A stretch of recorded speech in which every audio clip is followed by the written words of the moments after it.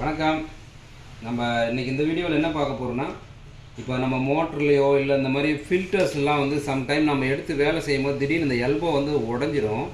இந்த மாதிரி எல்போ உடஞ்சிச்சினாக்கில் நம்ம அதை வந்து நம்ம அந்த ஃபில்டரை வந்து திரும்ப யூஸ் பண்ணணும்னா அந்த எல்போ மாற்றணும்.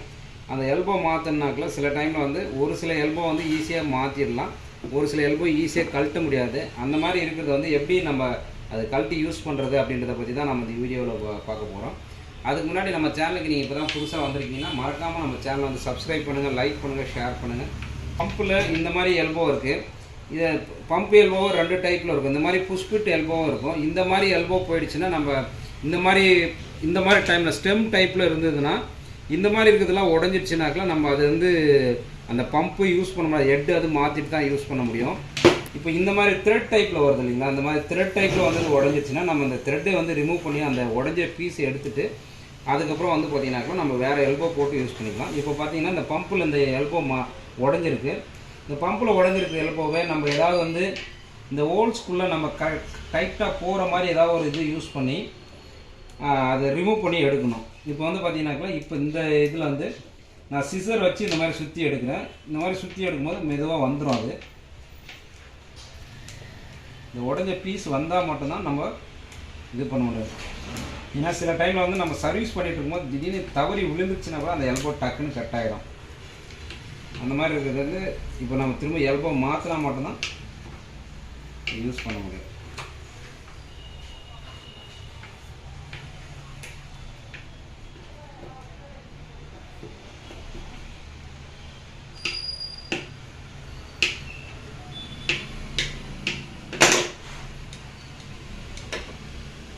இந்த உடஞ்ச பீஸ் ரிமூவ் பண்ணியாச்சு. இந்த மாதிரி இதை ரிமூவ் பண்ணிட்டோம்னா புது எல்போ நம்ம அடுத்ததாக வந்து பார்த்தீங்கன்னாக்கா நம்மளுக்கு இந்த மாதிரி எல்போ, இந்த மாதிரி த்ரெட் டைப் எல்போ வந்து உடஞ்சிருச்சு. இந்த இடத்துல கார்னரில் திடீர்னு இந்த மாதிரி கீழே விழுந்துச்சுனாக்கில் உடஞ்சிரும். அந்த மாதிரி உடஞ்சிதுன்னா இப்போ இந்த மாதிரி இருக்கும். அந்த உடஞ்சிச்சு இப்போ வேறு உள்ளே அந்த பீஸ் இருக்குது. அந்த மாதிரி இருந்ததுன்னா நார்மலாக அந்த மாதிரி நம்மளுக்கு இந்த மாதிரி சிசர் கொஞ்சம் பெரிய டைப் இருந்துச்சுன்னா சிசரை வச்சு எடுத்துக்கலாம். இது ஈஸியாக இருக்கும் கொஞ்சம் எடுக்கிறதுக்கு.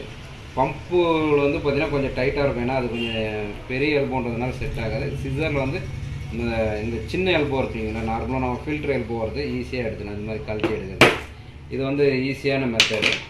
அடுத்ததாக வந்து பார்த்திங்கனாக்கா இந்த மாதிரி நம்மளுக்கு இந்த புஷ்பிட் எல்போ வரும். இந்த ஸ்டெம் ஷேப்பில் புஷ்பிட் எல்போ இந்த மாதிரி இடத்துல வந்து பார்த்திங்கன்னா சப்போஸ் இந்த மாதிரி இடத்துல இந்த ஸ்டெம்மு உடஞ்சிடுச்சுன்னா கண்டிப்பாக இது வந்து எது பண்ணாலும் நம்ம யூஸ் பண்ண முடியாது. திரும்ப நம்ம வேறு ஃபில்டர்ஸ் தான் மாற்றணும். அதனால் இந்த மாதிரி டைப்பில் வந்து பார்த்திங்கனாக்கா சில டைமில் வந்து நம்மளோட ஃபில்ட்ரு வந்து உடையிறதுக்கான வாய்ப்புகள் இருக்குது. அந்த மாதிரி உடஞ்சதுன்னா அதை யூஸ் பண்ண முடியாது. இன்கேஸ் நம்ம மெம்பரின் இந்த அக்வா கார்டெலாம் வரும், இந்த மாதிரி ஸ்டெம் டைப்பில் தான் வரும். அது உடஞ்சதுன்னா உள்ளே அந்த ஃபில்ட்ரு வேணால் கட் பண்ணிவிட்டு அந்த உள்ளே இருக்கிற மெம்பரின் எடுத்து நம்ம நார்மல் ஹவுசிங்கில் போட்டு யூஸ் பண்ணலாம்.